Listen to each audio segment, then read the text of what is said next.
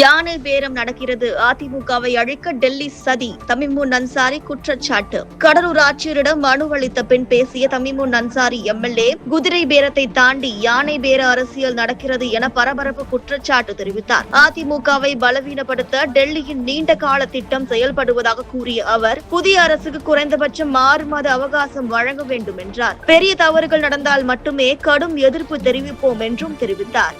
அதிமுகவை பிளவுபடுத்தி பலகீனப்படுத்தி அந்த கட்சியை ஒழிக்க வேண்டும் என்பது டெல்லியில் இருக்கக்கூடிய சில தீய சக்திகளுடைய நீண்டகால திட்டம். அந்த திட்டங்களை ஒன்றன்பின் ஒன்றாக இப்போது அமல்படுத்தி வருகிறார்கள். இதைத்தான் நாங்கள் அப்போதே சுட்டி காட்டினோம்.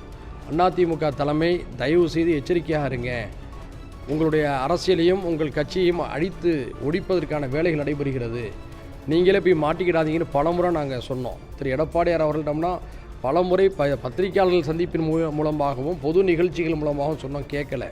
இன்றைக்கி அந்த கட்சி உடைவதை, பலகீனப்படுத்தப்படுவதை, அந்த கட்சியுடைய இரட்டைலை சின்னத்தில் வெற்றி பெற்றவர்களை ஆளுங்கட்சியை சேர்ந்தவர்கள் விலைக்கு வாங்குவதெல்லாம் பார்க்கும்போது ரொம்ப வேதனையாக இருக்குது.